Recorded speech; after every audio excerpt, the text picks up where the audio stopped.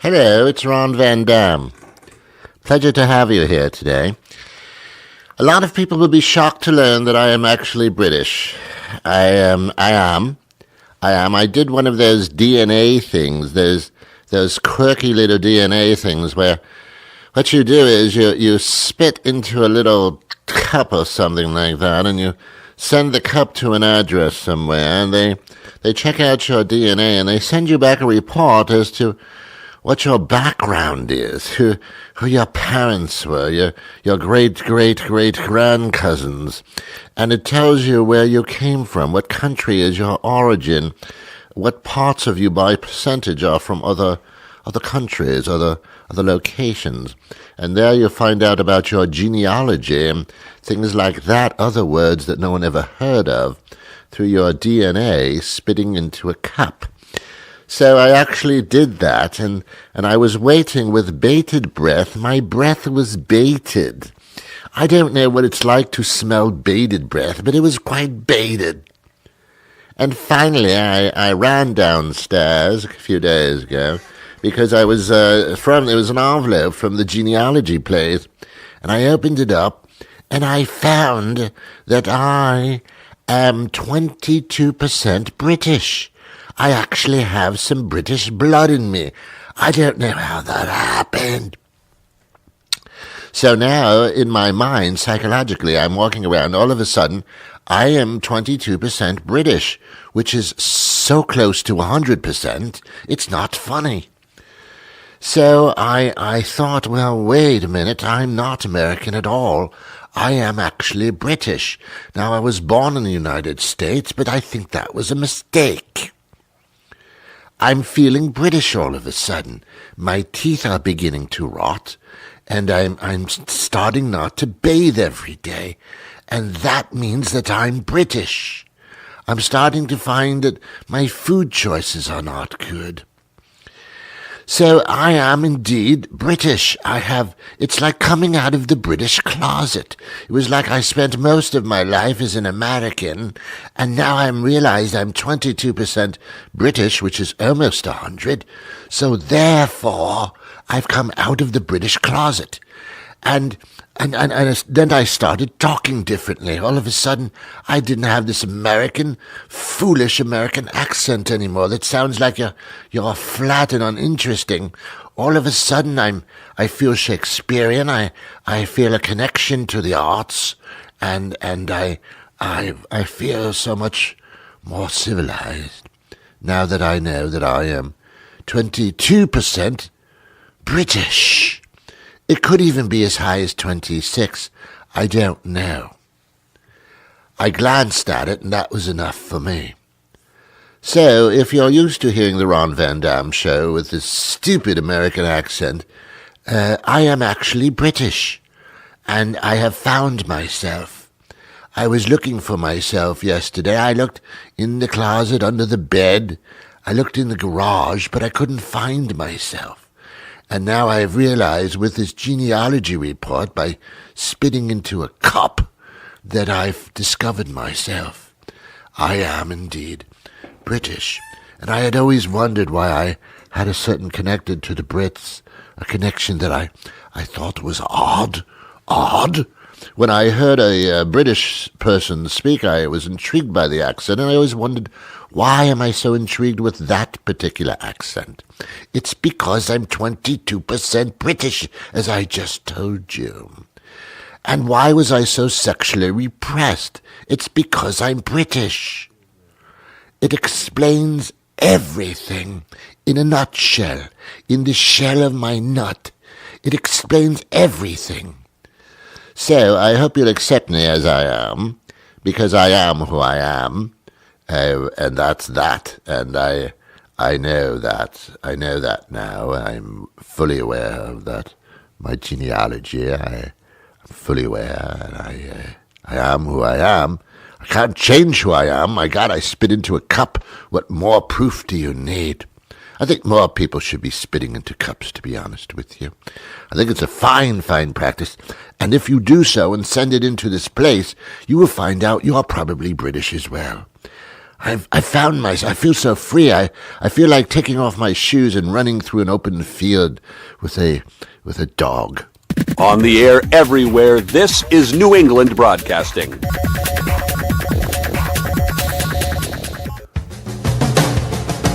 Good morning, good afternoon, Yes. good evening, Good evening. good night. Night. It's the Ron Van Dam Show. Hold on tight, things can get a bit weird, if you like that sort of thing. Hadn't you ever wondered why there are British girls that use their voices at the beginning of the program while they're not American? And I was wondering that too. Why? Now I know. 22%.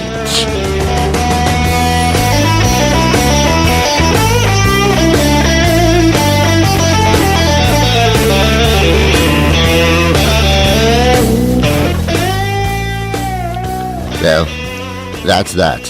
And there you have that. That is what that is. There you have it. You have it now. You fully have it.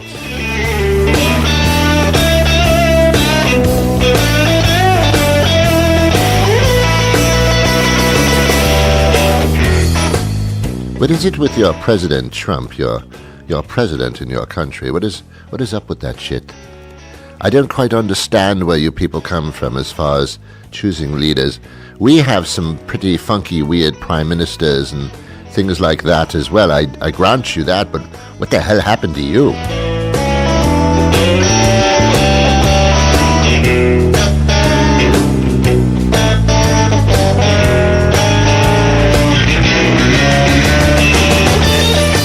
I don't quite understand your country. You don't do much about that stupid moronic president who doesn't know how to read. You do nothing about him, and at the same time, you get all involved in your Super Bowl things, and you go over the top. You start dressing like a football team in your everyday life, and you yell and scream, and you set off fireworks, and you tune into this show of animal turpitude, and yet you do nothing about this gargantuan asshole in your White House. I don't understand. If you used half the energy that you used for the Super Bowl in your politics, you'd be in a different place. I don't. Just saying, as an outsider.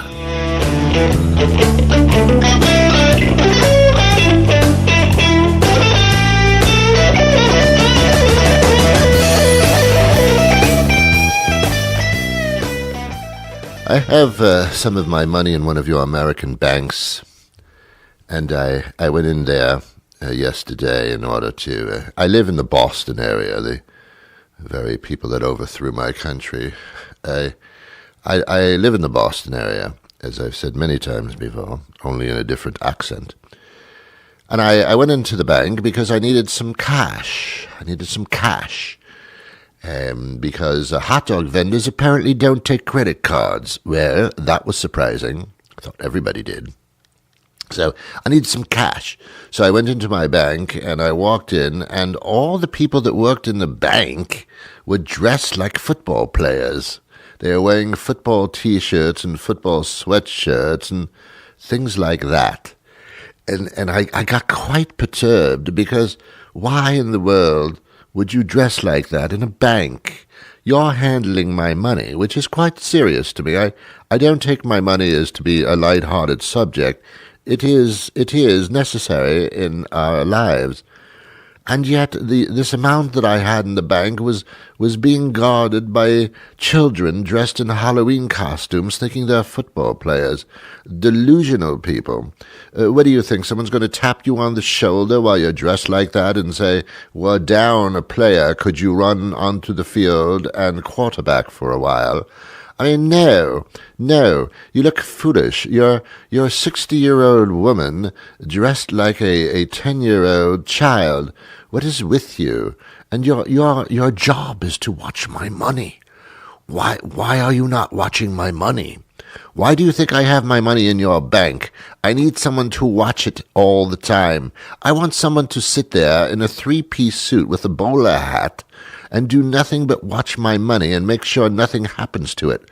Unless it grows, you can watch it grow, but do not watch it not grow, and do not watch it. So I was perturbed. So I went up to the bank officer, who was dressed like a football player, and I said, "Excuse me, why aren't you dressed appropriately? Because I have money in this bank, and I expect you to dress in a money manner. I want you to look like you're serious about what you do, because this is serious to me." And the bank officer looked at me and said, "Well, don't you realize we're in New England, and the Patriots are in the Super Bowl, and they've won the Super Bowl?" And I said, I really don't know anything of your people. I don't know what your bowl is talking about. The only bowls I know are the salad bowl and a toilet bowl, not Super Bowl. Why don't you stop acting like children and get on with things and start watching my money? Well, the bank officer did not take kindly to my comments and threw me out of the bank, and I said, "You can't do that. This is why I have my money. I am connected to my money." Well, that didn't actually happen. I made that all up. But there was a fascinating story, though, wasn't it? And I think I made my point in telling you this fascinating story. I want people to stop dressing up like football players and to get back into the real world where they have responsibilities. Seriously. I'm in need of a car, of an automobile, and it's daunting. It's daunting. I had not realized how much automobiles are in your country. I was looking at automobiles, and I need an automobile that is of good size, because I'm a good-sized person. I am 6'3" tall, British, and I need something that will fit me. And if I ever have anybody that I'm driving around, I need somewhat of a back seat. So I need a good-sized car. Well, I started looking around at various car manufacturers, and I started test driving some of these cars. Of course, everybody in the car dealership was dressed up like a football player. What's going on with that? What's this football player thing going on with that? So anyway, so I said, "Well, how much are your automobiles, your vehicles?" And they said, well, they start at about $30,000 and go all the way up to $60,000 at this particular dealership. I said, "What? Do you know how much money that is?" They said, "Yes." I said, "I went down to my bank. Everybody was dressed like football players. I don't have that kind of money, and if I did, I couldn't blow it all on a car. I mean, am I buying a car or am I buying a condo? That's a lot of money. $30,000, $40,000 for an automobile. Are you serious? Are you serious?" They said, "Well, you can get a used car, sir. You could take a car, get a used car." I said, "Used? Are you kidding me? Other people have sat in that driver's seat and literally farted and picked their nose. I can't sit in somebody else's car. That's disgusting. That's like wearing somebody else's pants. Why would I wear somebody else's pants?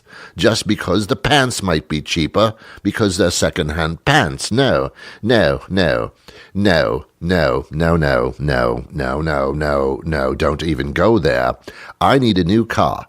"Well, sir, that's going to cost you about $40,000. $40,000? That's terrible. I can't. "Well, then you could lease the car." "Well, all right. How much would that be?" "That's approximately $600 a month." $600 a month? That's half of my rent.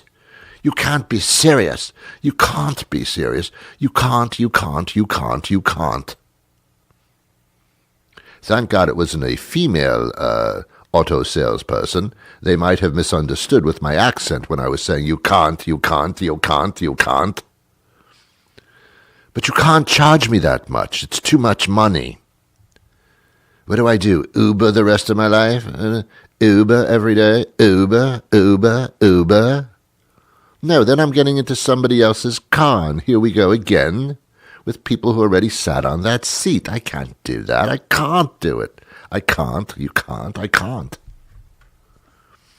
So I'm in a pickle. I'm in a dilemma. I don't quite know what to do about this. I do need a vehicle in order to get around. Around? But yet, how can anybody afford something like this? And the price of cars every year goes up and up and up. Why is that? Why is that? You know, the one item in your country here that seems to always go down is flat-screen television sets. That's good. When they come out for the first time, they're like $2,000. And then if you wait a year, they're down to $200. It's like, what? How could they depreciate that fast? Why can't you do that with automobiles? Yes, I bought this automobile last year. It was $40,000. And what's it worth now? $200,000. It's going the wrong way. It's going the wrong way. So I say to you, I say to you that I'm in a pickle. I'm in a pickle. I think I've talked about this before. One of the things that I don't understand is the fried pickle thing. I see it on the menus now as an appetizer, fried pickles, and people that have had the fried pickles say that they're very, very tasty. They're very, very good. But I refuse to eat a fried pickle. I don't believe that pickles should be fried. I just think it's wrong. And when you feel something is wrong, then it is wrong to you. I don't want to try it. I don't like fried food. I never thought I'd walk around frying a cucumber. It doesn't make any sense. But Ron, it's actually very tasty. Oh, so is a turd. Come on, get with it. Get with it. I can't do it. I can't do it. You are listening to The Ron Van Dam Show. Did they just not offer you a second choice, or did you not have a lot of time to choose? Help me out here. I don't understand. What were you thinking?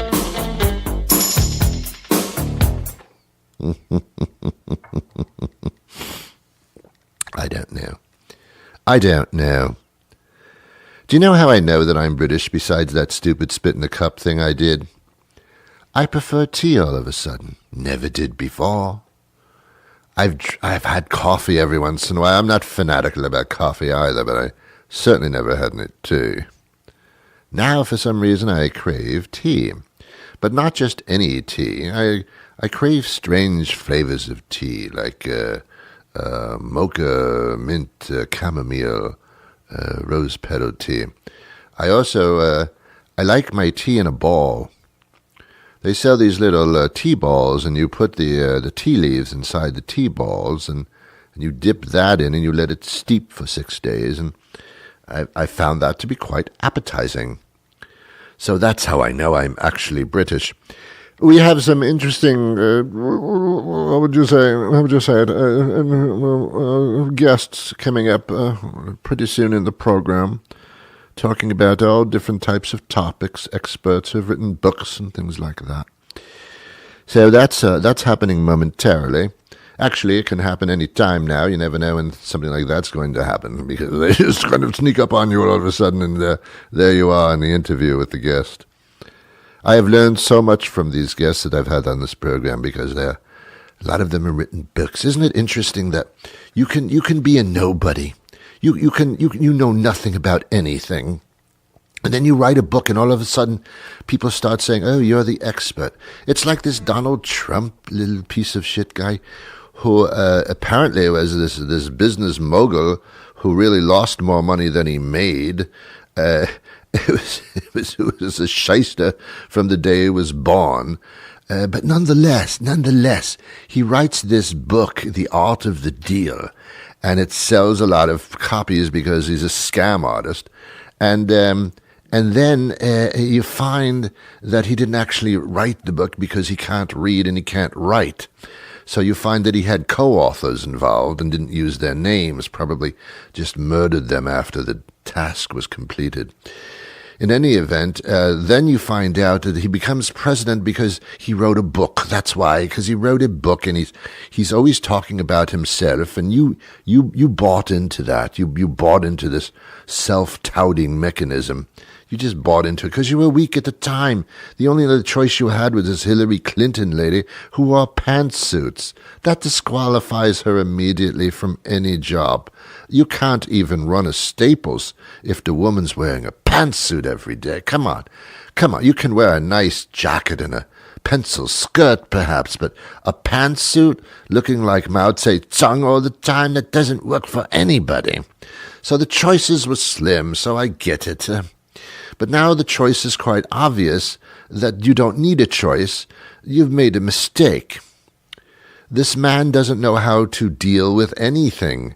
He does not negotiate anything. He gets his panties in a bunch and takes nothing less than what he wants to begin with. There's no negotiation. There's no deal. He doesn't know what he's talking about because he didn't write the book. The man is inept at everything that he says he can do. If you want the real truth about anything about this Donald Trump person, the truth is that there is no truth. Anything he says, it's the opposite. Because he doesn't know the difference. He's a delusional piece of crap. And I can say that because I'm British. That's a phrase that we use in England all the time, a delusional piece of crap. That's what we call each other in a loving way, like you get married at the altar and the priest says, do you take this delusional piece of crap to be your lawfully wedded husband? And she says, yes. And then the priest says, do you take this bride, this delusional piece of crap to be your wife? And you say, yes, it's a matter of affection is what it is. But you people here in the United States, it's the opposite. It's the opposite, actually. But that's what that actually means. We use that term all the time, delusional piece of crap. It's really, it's used a lot. A lot of people ask me, they say, like, Ron, why do you worship the Queen? We don't worship the Queen. We just don't know how to get rid of her. She's always there. She's got this gigantic house in the middle of everything. And what are you going to do? What do you do with these people? What do you do? What do you do with them? Nothing. You just leave them there. And you make believe it's like Disney World, without the animated characters. That's all you do. It's just fun. That's all. It's harmless. Stop making a big deal about it. It's harmless. There's no harm involved with anything like that. All right. It's time to speak to our guest now, because I can't go on like this with this accent forever. It's driving me nuts. I don't know how long I'm going to put up with this particular bit. Anyway, we're going to talk about... Do you have any children, by the way? Huh? Do you? Well, do you? At some point, if they're not already there, they're going to have to go to college. And how do you get them into college anymore? That's also quite expensive. That costs almost as much as a car. Actually, it's like buying 4 cars over the space of 4 years. It's absurd. Kids go to college so they can drink and do drugs, and they don't learn a damn thing, and they get a piece of paper, and you've just spent all this money. Who's the damn fool now? Your country is just so messed up. Anyway, how do you get your kid into the better schools? Let's find out, shall we? Hi, Terry. How are you? Good morning. Terry Redican. Great. How are you today? I'm great. Terry Redican is the AP Vice President of the College Board, Advanced Placement, we call it. And we're talking about helping you little wonderful kids get a head start on a good placement when it comes to going to further education. You've been around for a while. I think we've talked before, I believe. You might have been some time ago. Some time ago. It was 1927, I believe, we last talked. This is. Some people are aware of this, some people not, which is, I guess, is why we're here today. There are various things that you can do to give a student kind of a head start here. Yeah, for sure. So AP courses, advanced placement courses, are college-level courses in high school. And the benefits of AP are real. Students can earn credit that saves them time and money in college. College admissions officers, they tell us they look for students who challenge themselves by taking AP courses in high school. And those students who take those courses, they have an opportunity to develop skills, critical thinking, reasoning, communication, skills that will help them in college and beyond. Can any AP course be taken? Are there certain qualifications to doing this?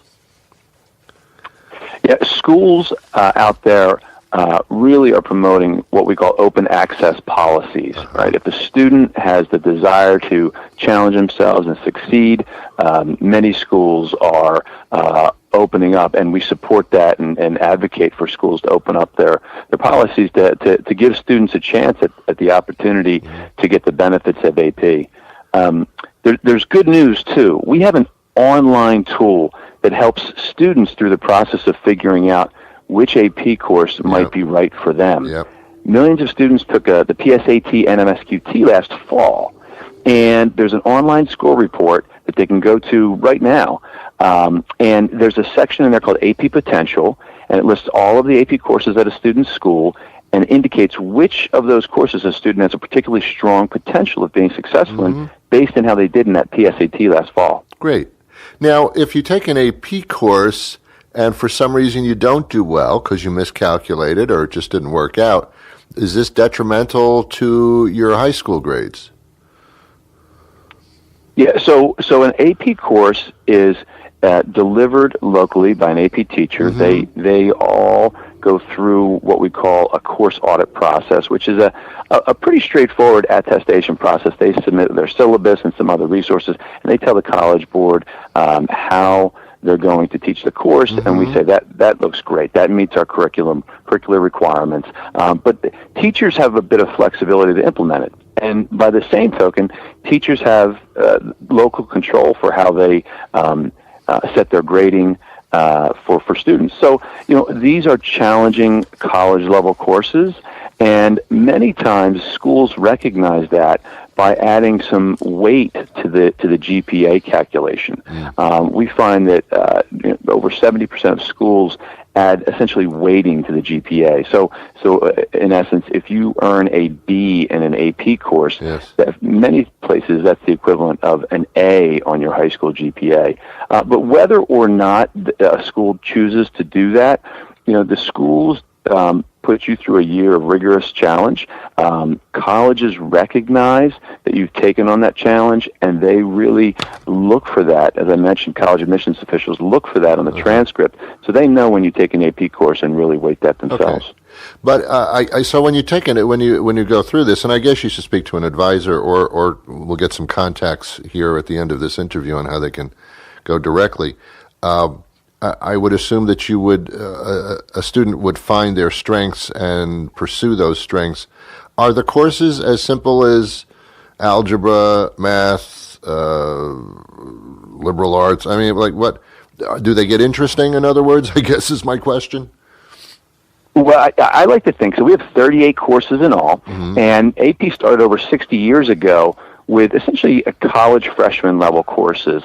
Some of the ones you referenced, English, U.S. history, calculus. But what's exciting is we've got new course offerings that have come out in the last few years that are really in tune with the times. We've got something called AP Computer Science Principles, which introduces students to the foundational concepts of computer science. It includes coding. People talk about coding, but it's not only coding. It's hands-on projects that help students learn about the many career opportunities and applications of computer science. And then we've got another set of courses called Capstone Seminar, and Capstone Research. And these are skills-based courses. Teachers help students choose a topic that's of interest to them, and students learn college-level research, presentation, and other skills on a topic they're passionate about. And we find when they do that, students can become much more engaged. Well, you can't go wrong, in a sense. Unless you have teachers and students alike are really enjoying some of these new offerings that we've got out there. That's exciting, because it seems like when you do an AP course, the reward is tangible. And not to say that it's not just with regular high school classes, but this is a tangible reason and tangible payback in a sense. Well, right on. I mean, nearly all U.S. colleges and universities grant credit and placement for a qualifying AP exam score. So that's a score of 3, 4, or 5. And when a student earns that credit, they can send their scores nearly anywhere.